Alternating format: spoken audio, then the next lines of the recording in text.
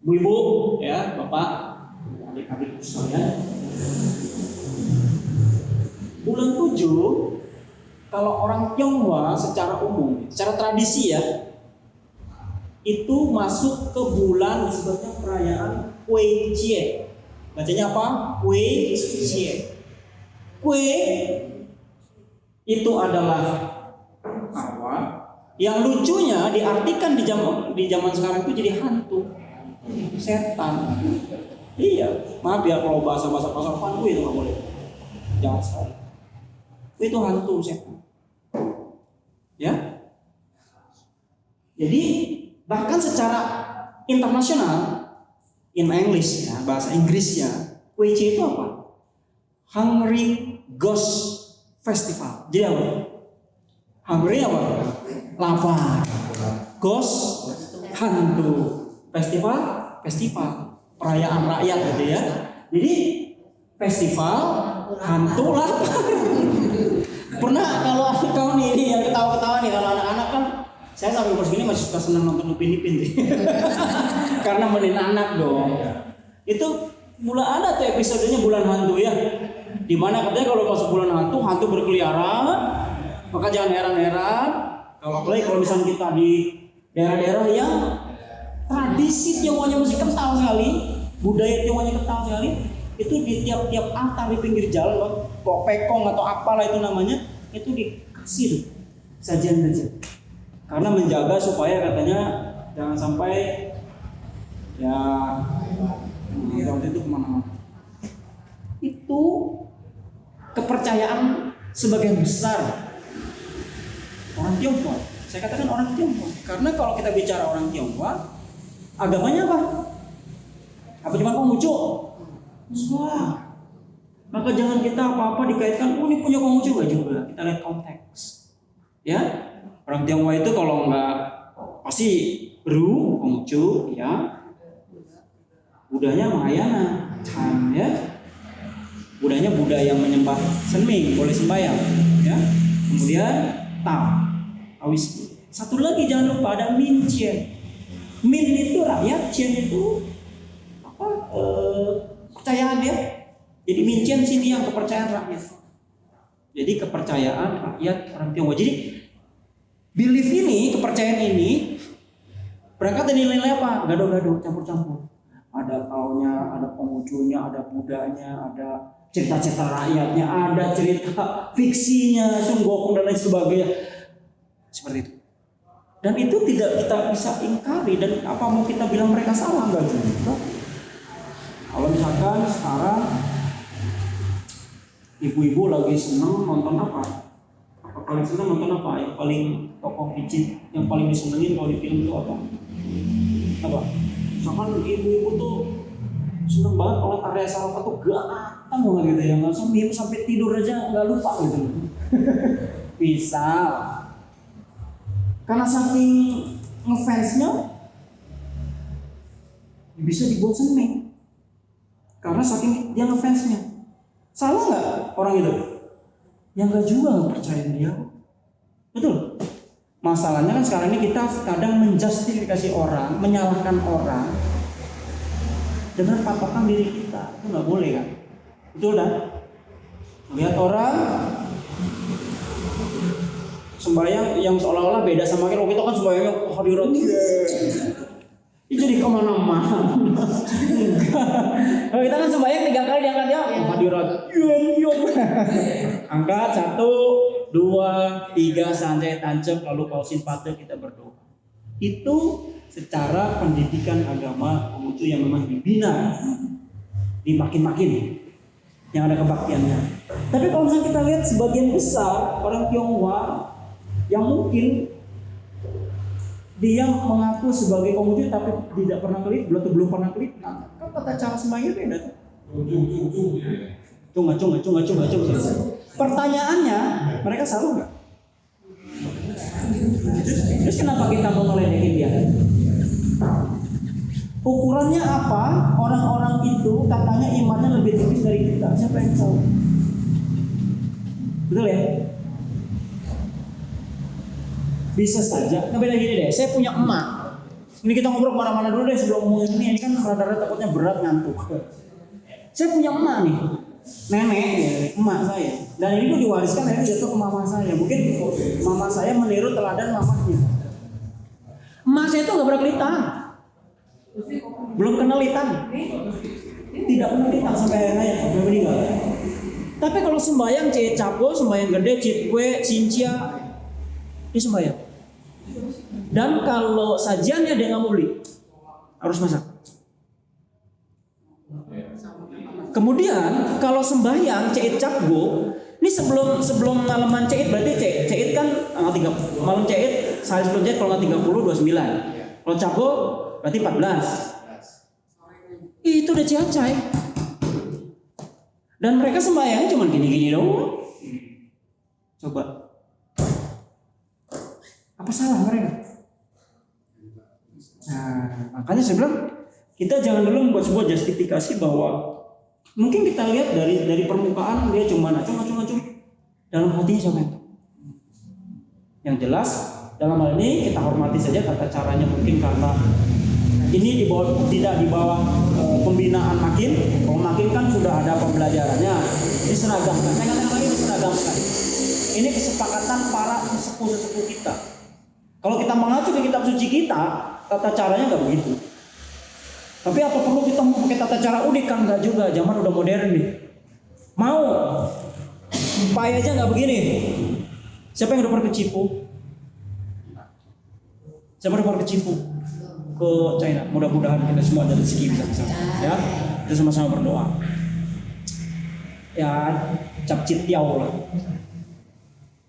Ya kurang lebih lah 17 juta ya. Ya kalau ada niat, masa sih nggak bisa.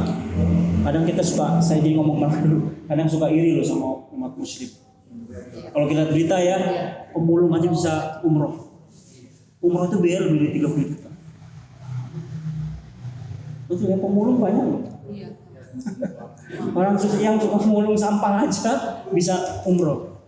Ya bukan berarti kita merendahkan mereka. Setidaknya parameternya, loh mereka aja bisa, masa kita nggak bisa. Tinggal bagaimana niat. Ya. Jadi kembali ke yang tadi. Kalau di Cifu, pai-painya pakai kita. Nah begini, cek. Saya itu termasuk orang yang mengulik kitab-kitab tua, kitab-kitab klasik, kitab-kitab kuno. Kalau saya baca di kita itu hormat itu cuma ada dua, Pak. Satu namanya pai, satu namanya ip. Dua. Pai emang seperti zaman sekarang begini. Pernah nonton film Konfusius, Nabi Kongcu? Nah, siapa yang melihat adegan di mana Nabi Kongcu ketemu sama Nancy, selir yang cantik itu? Ketemu kan? Nah, jadi Nabi Kongcu waktu masuk ruangan ketemu sama salah satu selir cantiknya salah satu raja Buddha ya, pangeran yang di Wei, namanya Nancy, itu di India ada. Jadi ketika dia masuk ruangan pertemuan itu dipisah sama tirai, ya. Kemudian baik Konfusius atau Nabi Kongcu maupun Nancy dia sama-sama langsung weeping seat. Pernah lihat? Kemudian dia begini. Pernah? Dia begini. Nah itu namanya pai. Itu namanya pai. Jadi nggak kayak sekarang begini Pak. If, kalau if pernah nonton film kungfu? Nih, gini, rambutnya. Nah, kadang kayak begini. Namanya menjurang. Jadi dia, ya tergantung ini ada 3 tingkat. Saya nggak perlu nanti kalau kita bahas di pertemuan nanti. Kalau mau dibahas mau tahu tata cara hormatnya orang-orang kuno kayak bukan berarti kita harus tiru seperti zaman sekarang enggak ya, tapi minimal kita tahu sejarah. Saya soalnya selalu sejarah. Nah, itu cuma seperti itu. Jadi seperti itu. Jadi jangan menjustifikasi apa-apa yang dilakukan oleh orang lain dengan ibadahnya. Kita nggak tahu dalam hatinya kayak apa. Apalagi kalau misalkan mereka sebelum sembahyang ciacai dulu apa dulu, sementara kita yang datang kita kadang-kadang buru-buru ciacai. Setuju dong? Sama saya sok itu. Ya nggak benar ya. Jadi kita jangan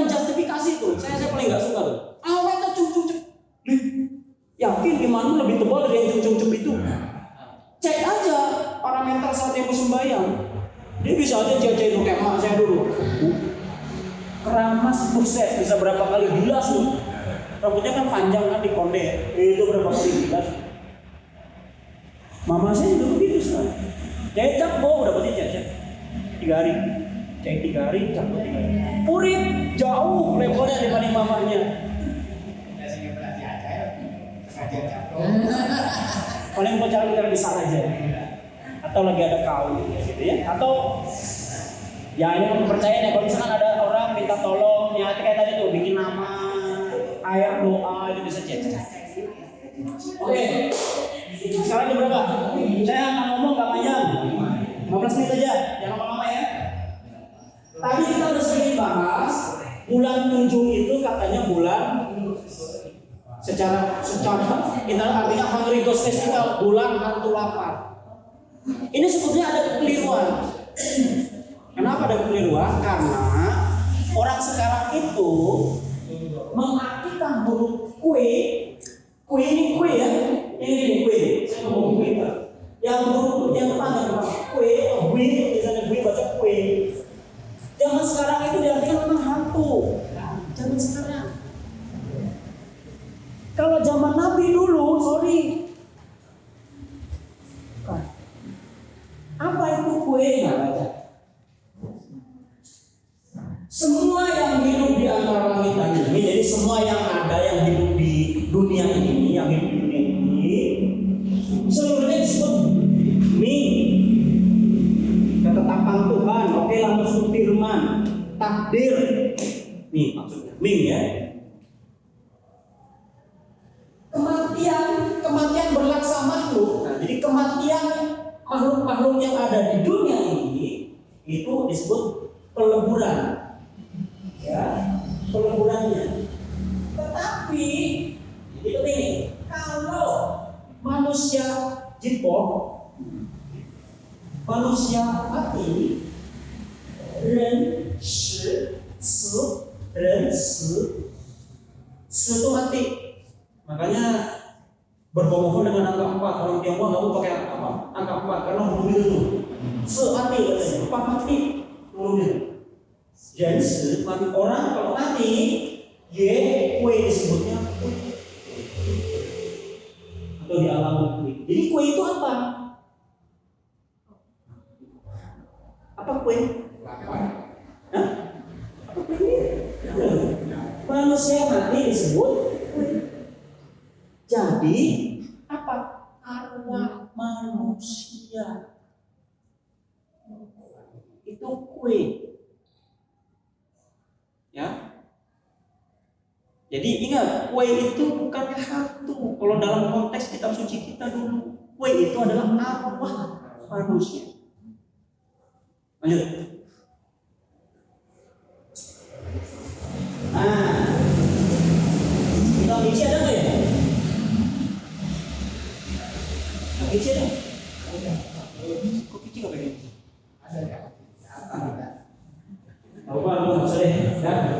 Lihat, ya yang perlu diartiin ya.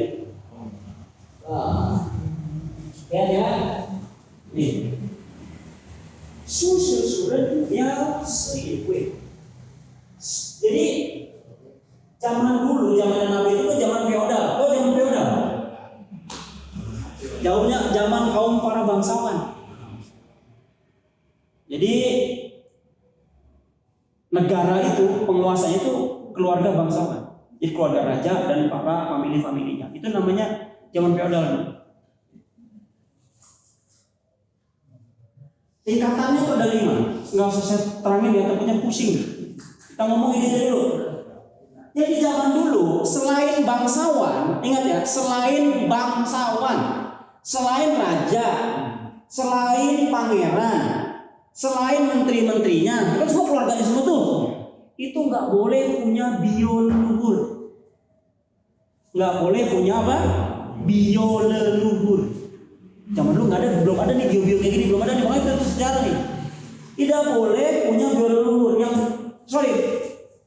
selain mereka nggak boleh punya bioliluhur. Jadi yang boleh punya bioliluhur itu adalah cuma raja, pangeran,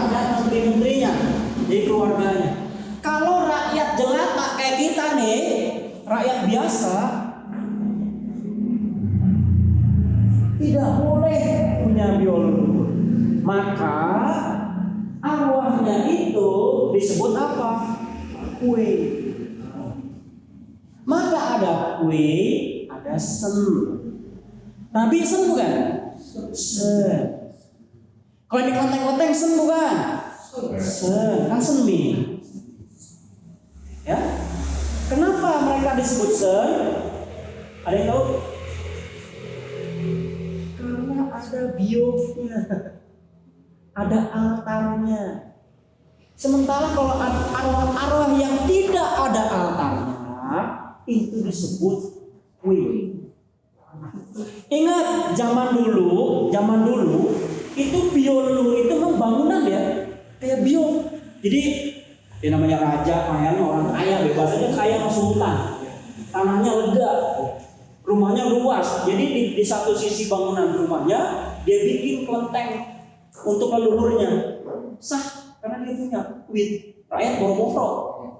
Akhirnya rakyat itu cuma bisa sembahyang seperti kayak kita sekarang, di ruangan di dalam rumahnya saja. Zaman dulu, itu nggak masuk kategori bio. Mulai pusing. Sampai sini ada yang mau ditanya dulu nggak? Saya pusing. Saya ngopi dulu. Buang kopi, buang kedondong. Kopi dong. Ini main Rusdi bukan? Yang bikin Rusdi ya? Ya, biasanya dong. Oh, ini yang bikin ya? Masuknya kalau Cuci tangan kan ya? Banyak. Jadi, saya ulang. Secara prinsip sederhananya kita pikir ya, bedanya kue dengan sen kan tahu ada kue ada sen kan? Kue sama sen itu bedanya adalah tentang kalau sen itu arwah yang ada altarnya. Kalau kue tidak ada. Maka kalau nanti cek di kitab kunci bagian sifat, di situ dilihat raja itu punya 7 bio, pangeran punya 5 bio, pembesar punya 3 bio, ya. Kemudian pejabat tinggi itu punya 1 bio, pejabat biasa sama rakyat jelata nggak punya bio, maka arwah leluhur disebut kue. Nah, apa yang bisa kita petik dari sini nih? Apa?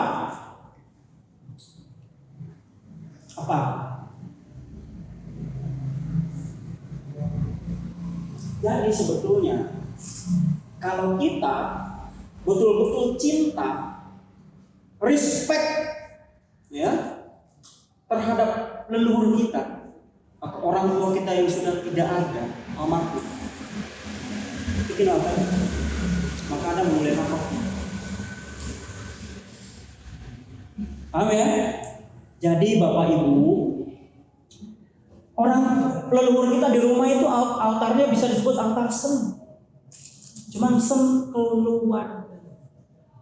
Bukan sen secara umum. Kalau umum kan orang-orang boleh ngepai. Tapi kongcu, kuan. Oh di rumah kan yang ngepai siapa? Keluarga, kerabat. Maka dikatakan cia sen. Sen keluar. Jadi Bapak Ibu nggak usah khawatir. Kalau karena kan biasanya udah mau masuk bulan 7 ibu-ibu rata-rata. Terus sembahyang pula, buru-buru pulang ke pihalaan bio, bisa leluhur numpang makan di bio kan gitu. Betul? Padahal itu adalah sembahyang untuk kue. Paham ya? Arwah-arwah yang tidak disembahyangi. Kalau leluhur kita namanya disembahyangi, yang cap go, selain sembahyang besar kita hormati.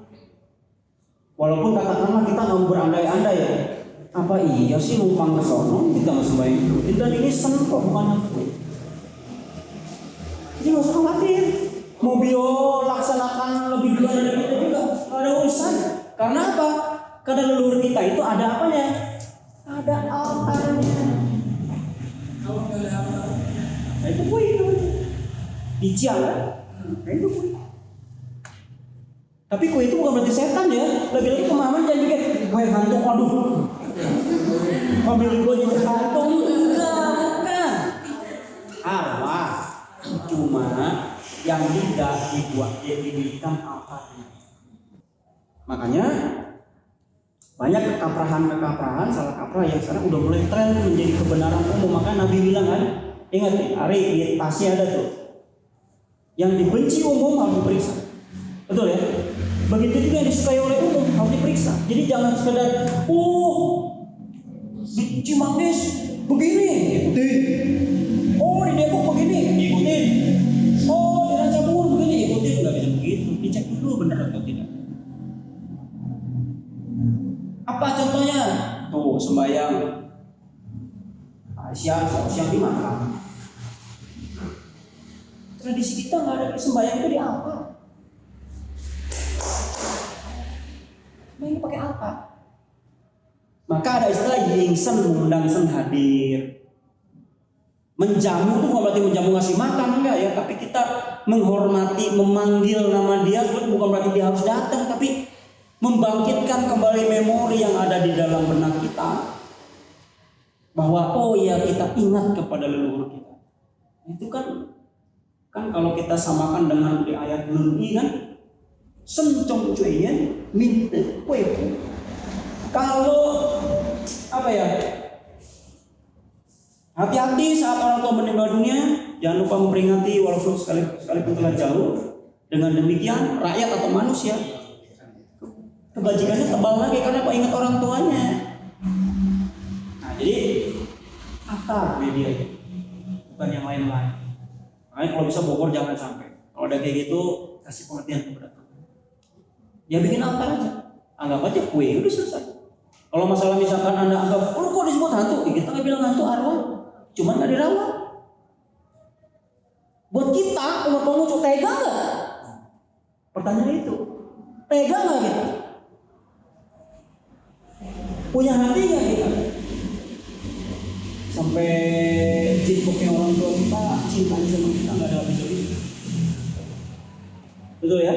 Jadi masalah apa yang menjadi kendala apa? Ini kan bukan masalah, kadang-kadang bukan tidak mampu, tapi tidak maunya itu yang repot. Mau itu identik dengan kalau sembahyang itu ada altar ya. Kemudian ini ya, ini ada satu kitab Usilah, ini juga belum diterjemahkan lewat kaki. Saya lagi baca. Ini satu bab di bab Coli. Ini bacanya tak sumpo. Tak sumpo itu jadi kalau zaman klasik itu zaman Nabi Muhammad. Ini katakan kayak menteri yang ngurusin urusan ritual upacara. Jadi tugas menteri urusan ritual mendirikan ya upacara sembahyang kepada Kiensen ya, ada Ren Kue Ren, jadi arwah leluhur. Jadi zaman dulu itu menteri urusan ritual negara yang sucol, nah menteri agamanya lah itu ya, menteri urusan ritual, dia bertanggung jawab untuk penyelenggaraan ritual atau upacara sembahyang kepada Kien. Ren kue itu kan arwah manusia leluhur dan juga kepada tisu bukit. Ini yang menjadi dasar sembahyangnya, ada Kien, ada Ti, ada Ren. Jadi kue itu arwah, bukan hantu ya. Di dalam sejarah kitab suci kita nggak kenal tuh hantu-hantu kayak hantu sundel bolong tuh kita nggak kenal. Paling bandel ini vampir Cina gitu. Itu juga udah belakangan. Beda ya. Jadi beda jurik. Coba di Cina malah tuh. Lebih hebat nggak sih? Boleh. Baik. Oke. Kalau tadi dari penjelasan kue sama saya itu perbedaannya cuma dari fakta. Bagaimana kita bagaimana kita memperlakukannya. Betul. Berarti itu bisa dibilang satu entitas yang sama. Iya, betul. Yang membedakan kita. Ya berarti kalau bicara Inggris terjemahan dari Churchill Weiser itu nanti sama dong ya orang itu. Gimana tuh? Itu nanti kita diskusi cukup sama kamu ya. Ibu belum siap nih. Saya bukan merendahkan ibu, bukan. Jangan ibu mereka pusing. Ini dia sehat. Jadi gini ya. Jadi gini. Makanya kenapa kalau terutama anak muda nih. Apa? Satu lagi sama yang tadi kan yang kasus ya Pocukun itu kan nggak boleh di sekitar tempat. Nah itu bisa kita mau apa istilahnya kalau itunya gimana? Sembahyang. Izin keluarganya bikin altar. Oh jadi sebenarnya bisa. Bisa. Soalnya di sini Kita mau bikin altar leluhur lagi pun boleh. Ya kalau misalkan begini ya, Ari kita sekarang tinggal di Bogor. Waktu rezeki siapa yang tahu? Wah dipindahin nih, tapi kerja oleh perusahaan luar negeri. Kamu di sana ya, dikirim soal kalian belajar 2 tahun. Karena kamu suka sembahyang di altar leluhur, rasanya ada yang kurang. Kalau gua nggak sembahyang sama leluhur gua, nggak menghormati mereka. Gimana caranya? Dia bikin altar di sana. Siapa yang larang? Emang meja gua harus satu? Lihat konteks. Kalau memang misalkan masih bisa dijangkau, ya ada satu. Bisa dijangkau. Ya kalau enggak, emang tega kita biarin saudara kita datangnya cuma sincia dong sembahyang sama leluhurnya. Tega kita. Atau suruh datang pas cip gue doang sembahyang besar. Atau di peringatan hari wafatnya sedang. Cider. Itu yang penting izin. Apa? Pertanyaan pertama itu kamu harus mesti beda. Kalau gini loh, ada ilmu, teori gitu ya, mau penting ya. Ada teori. Kalau kita membaca kitab suci itu ada satu namanya pakai metode Bimpian. Bimpian itu perubahan yang jelas. Jadi kalau kamu harus tahu historisnya. Nabi Kongce, pengertian Kongce itu apa? Ingat loh, sebelum Nabi Kongce itu klinik loh. Klinik sekali. Nabi Kongce eranya demitologi. Jadi yang klinik itu dikasih sentuhan filsafat hidup. Jadi pendekatannya humanisme. Nabi Kongce. Setelah Nabi Kongce, Mengce, Since, Tongcongsu jabatan itu udah mulai lagi-lagi spiritualitasnya, metafisikanya udah mulai muncul lagi. Kemudian berubah sampai kepada Cusi. Neo-Markusianisme. Kueisme itu apa? Makanya saya bilang kalau bahasa itu kita siap nih. Nanti ayo bahas sama kamu ya siap. Ya. Oke, selesai. Kueisme itu dulu. Asal sembahyang bulan 7 itu sebenarnya apa sih? Dari mana? Pada bulan ini mengcium itu maksudnya itu kan satu pertama, cium itu musim gugur. Jadi bulan pertama di musim gugur di bulan 7 para petani mempersembahkan hasil biji-bijiannya. Jadi petani itu zaman dulu ya panen, hasil panennya diserahkan kepada kerajaan upeti tadi ya. Nah, dari apa yang diberikan kepada raja dan kerajaan, si raja ini mencicipi, nyobain. Ada ritual yang gitu. Nah, bila masih ada baru, lebih dahulu dipersembahkan kepada sajian di altar bagian belakangnya. Jadi sebetulnya ada 2 pendekatan. Satu berkaitan dengan panen. Bulan 7, bulan Citwe itu bulan panen awal. Karena panen kamsia, bahan-bahan kamsia sama leluhur. Ingat sama leluhur. Ayah. Jadi bulan 7 itu sebenarnya esensinya adalah awalnya adalah sembahyang kepada leluhur. Ini pasti debatable, ini pasti akan menjadi kontroversi. Hari, Randy, ini ya, Pasya, yang mudah-mudahan ya. Apa yang di benak kalian kalau dengar kata sembahyang Ye Chang Chen, sembahyang 4 musim? Pernah dengar? Itu sembahyang apa? Kehadiran Tuhan. Padahal bukan main leluhur. Ayo kita buka dalil-dalil siapa yang klaim-klaim itu. Kalau sudah tembok, kita bahas. Ya. Ini ya, Chang Ye Chang ini. Nah, mana ayat lagi?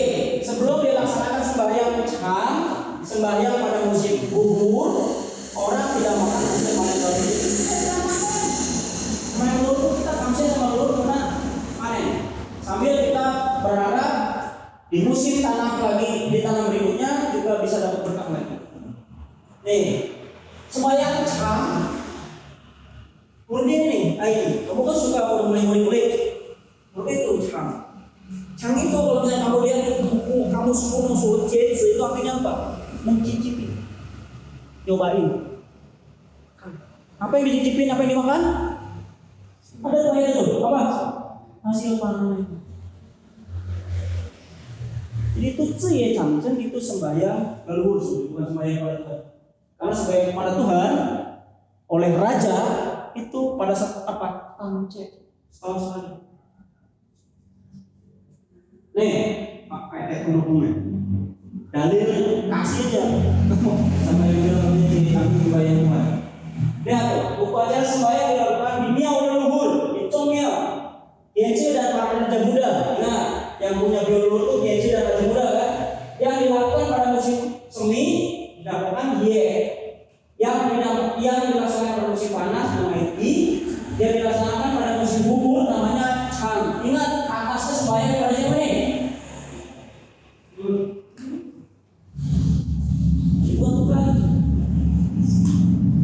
Beda.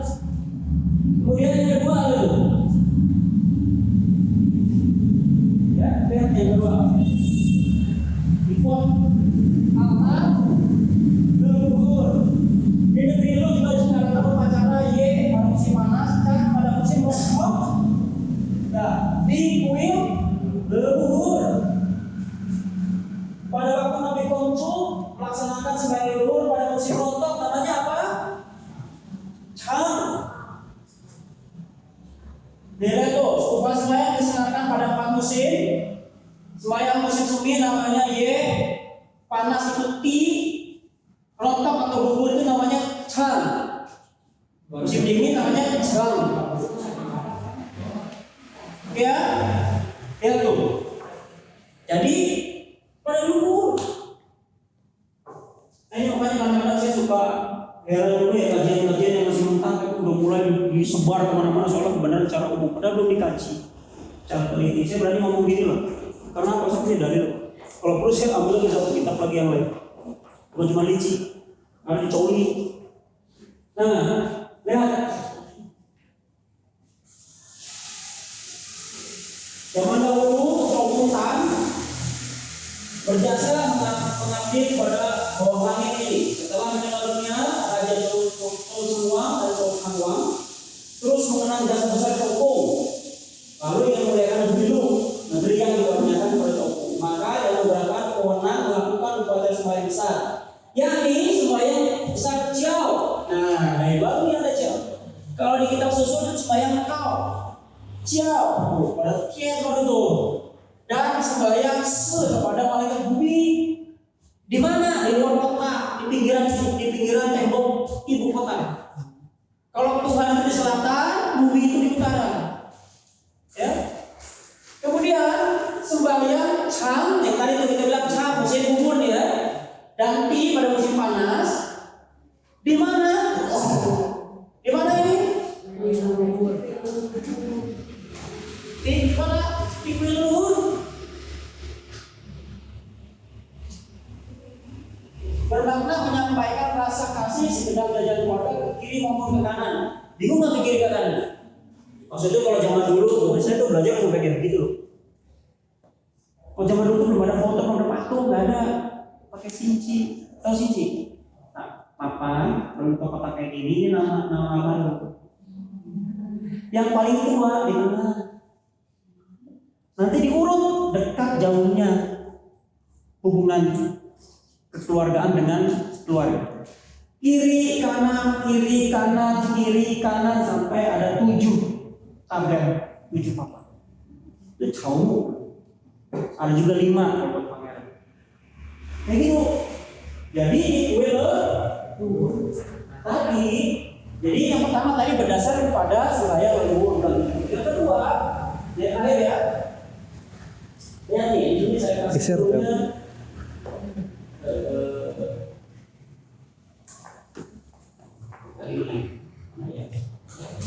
Nah ini yang kelima ya.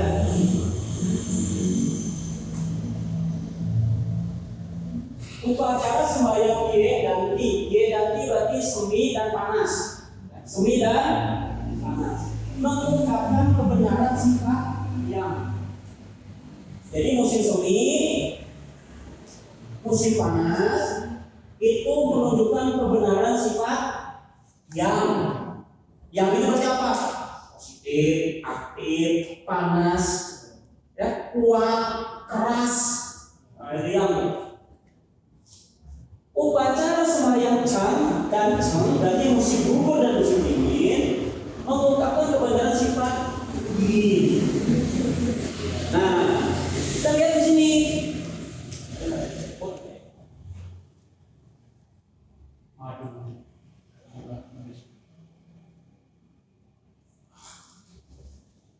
Oke.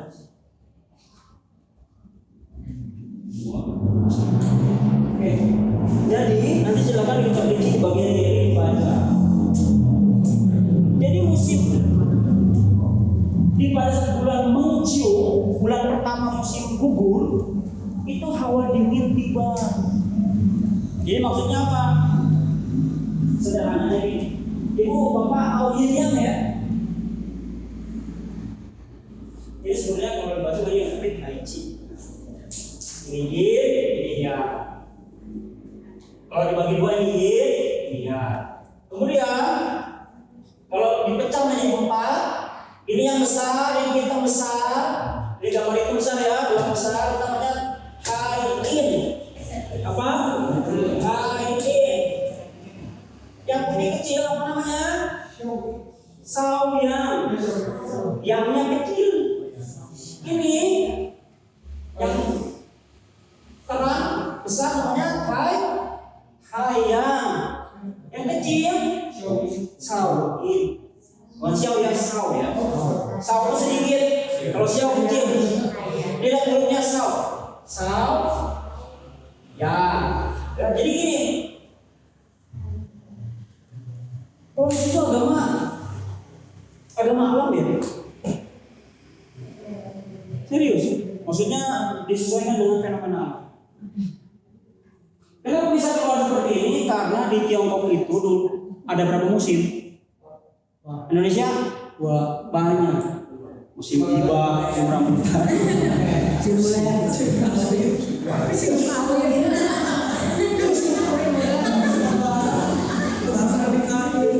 Ya, musim kawin bulan Pegwe.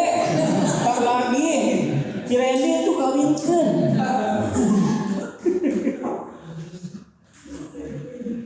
Ya benar Pegwe. Ya jadi kenapa bisa ada kajian-kajian itu dikaitkan dengan musim?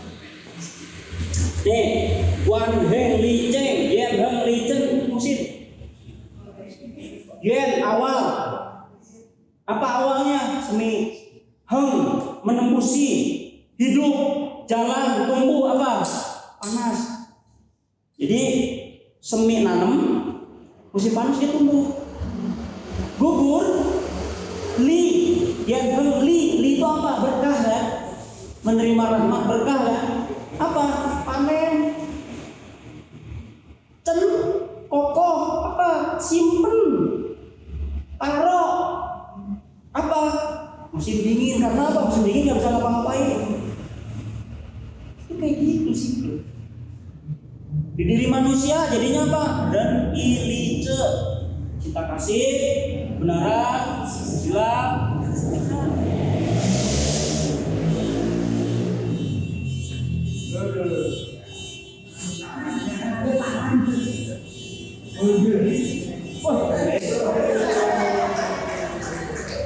nanti pulang nggak usah khawatir. Jadi ini filsafat sekali. Di gue pusing lah ya, tapi ya harus tahu dikit-dikit ya.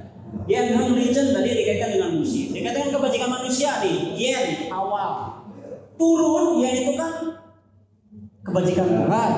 Turun manusia jadi apa yen? Ren. Yen itu awal. Dalam diri manusia jadinya apa? Ren itu apa? Cinta kasih. Cinta kasih kok jadi awal? Awal di cinta kasih maksudnya apa? Awal segala perbuatan kita harus berdasar cinta kasih. Konghucu itu agama ajarannya bisa kotak-kotak. Anakmu Hang turun jadi sifat apa? Hang itu menembusi di dalam diri manusia jadi sifat apa? Susila. Hang itu tumbuh menembusi. Apa kalau tumbuh bersih hidup? Manusia bersosialisasi, menjalin dengan sesamanya, bergaul. Ukurannya apa? Tapi ukurannya harus jadi kalau gaul sama orang harus sopan kan? Ya kan li itu apa tadi? Menuai buah hasil perbuatan, berkah. Turun jadi sifat apa? Benar. Kalau cari sesuatu harus berdasar kebenaran. Yang terakhir, kokoh, survive, bertahan, nggak gampang hancur, nggak gampang hilang, nggak gampang musnah. Hidup harus dibina dengan apa? Bijaksana dan bijaksini. Jangan benar kata sendiri. Bahayanya, cilakanya kita kadang-kadang benar suka benar diri sendiri, nggak melihat orang lain. Dan benar itu kan relatif. Benar kata kita belum tentu benar. Benar ya. Makanya harus bijak. Itu bisa begitu loh ajarannya. Terus saya kalau otak-atik kita tuh makanya kadang-kadang ini gila. Nah kembali ke yang tadi, yen hong licen. Nah, yen awal itu musim semi. Gini. Siklusnya sao yang kecil. Awalnya panas tapi belum puncak, hangat jadinya. Semi itu peralihan dari dingin menuju panas. Maka dia sao dia naik habis musim semi, cuan musim panas. Siap disebutnya hayang musim panas. Puncaknya musim panas di tanggal 21 Juni. Jadi kalau di dalam kitab suci kita nanti lihat di bagian Congsiang, kamu lihat itu ada ayat di mana bilang siang hari dan siang hari lebih panjang dari malam hari. Itu maksudnya apa? Tahu nggak? Tahu? Summer solstice, puncak musim panas. Makanya di trik ekstrimnya puncak. Ini tangke. Ini shiatsu, puncak musim panas. Habis panas, nah ini turun ke musim gugur, sauin. Nah dingin, udah mulai dingin tapi belum kuat. Maka siklusnya masuk musim gugur itu adalah siklus yin. Yin itu identik sama apa? Sama leluhur manusia. Jadi identik apa? Dengan alam. Tapi cara filosofi Buddha itu memang ya pendekatannya kembali kepada yin. Leluhur atau namanya arwah para. Nah, saya tuh gitu aja deh, udah panjang, udah 8:30. Pas kan? Kita cipis ke semayang ke Hopeng gimana? Kayak kita semayang ke Hopeng.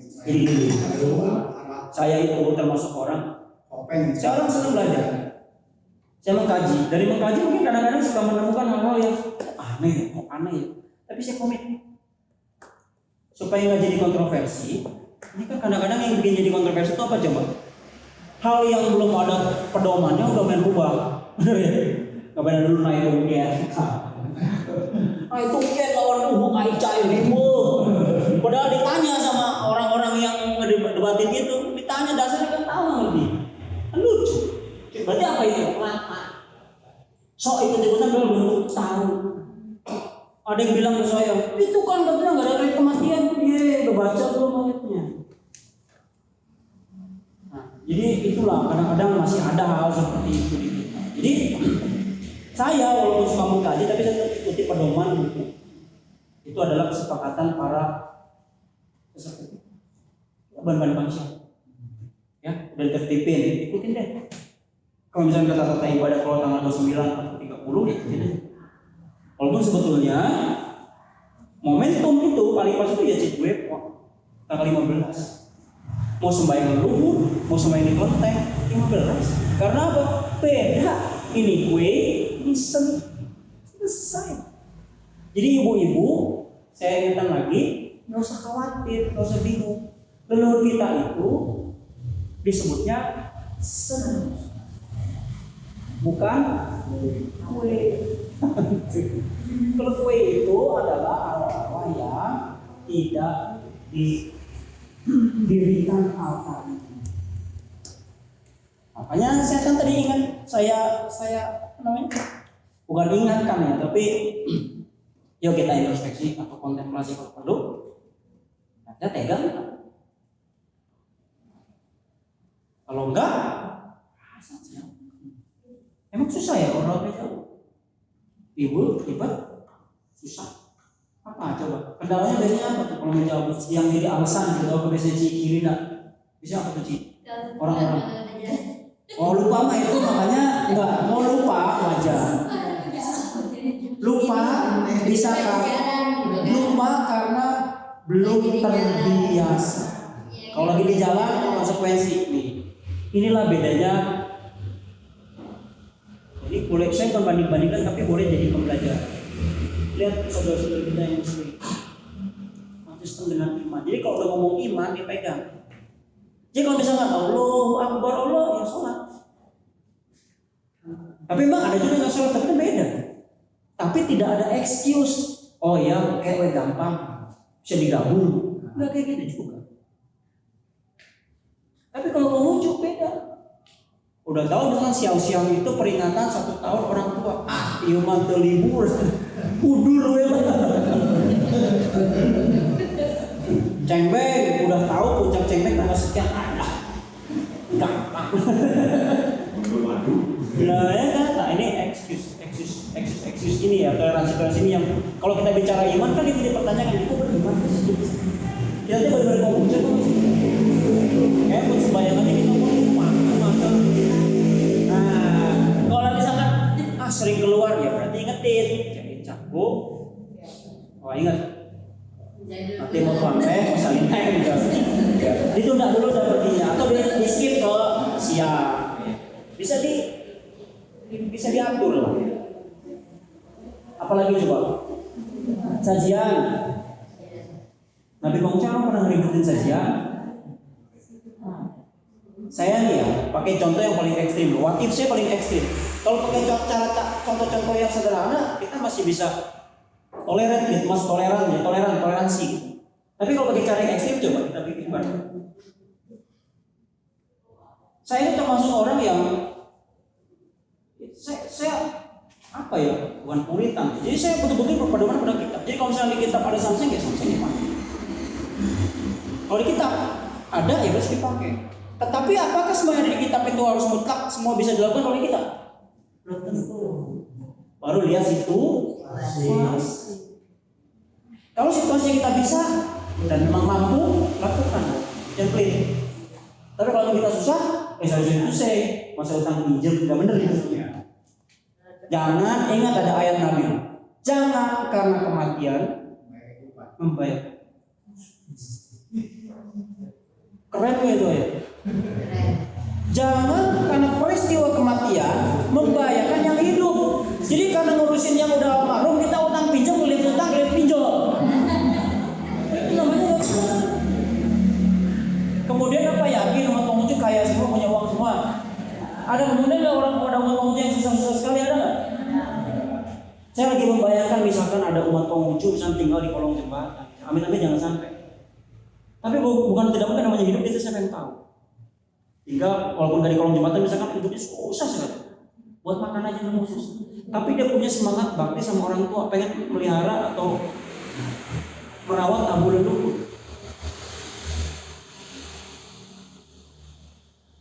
Apa kira-kira memberatkan dia?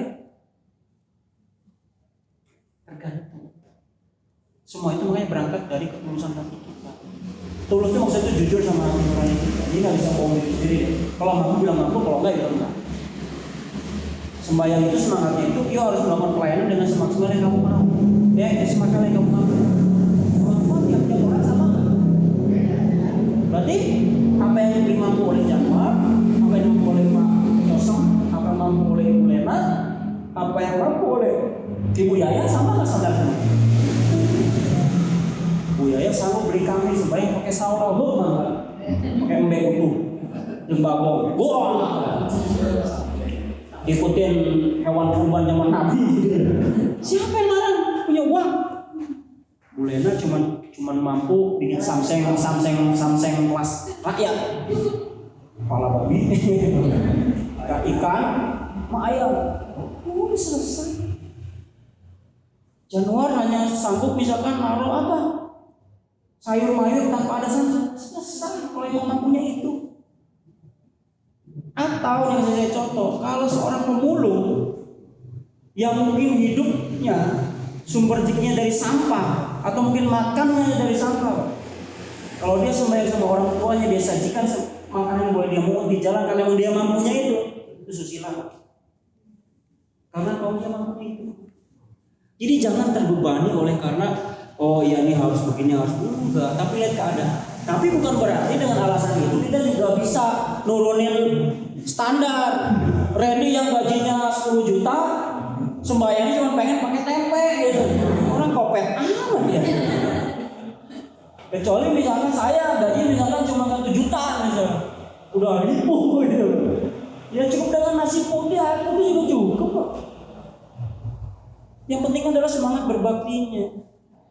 Ingat saja ini bukan untuk dimakan oleh yang meninggal, tapi perwujudan rasa kasih sayang kita kepada yang kita hormati.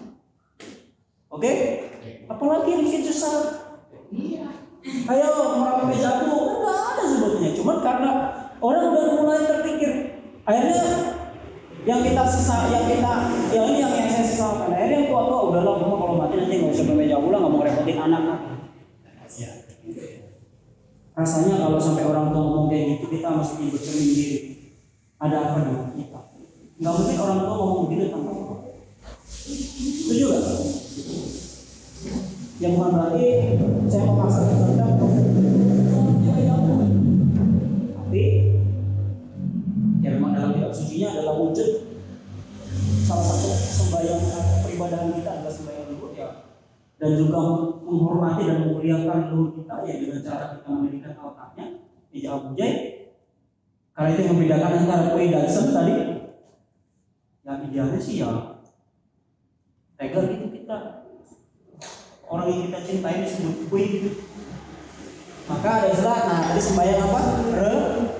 Sembahyang rebutan kan apa sih yang direbut? Indomie. Wah. Enggak, bukan, sebetulnya salah itu udah mulai salah kaprah. Apa yang direbut?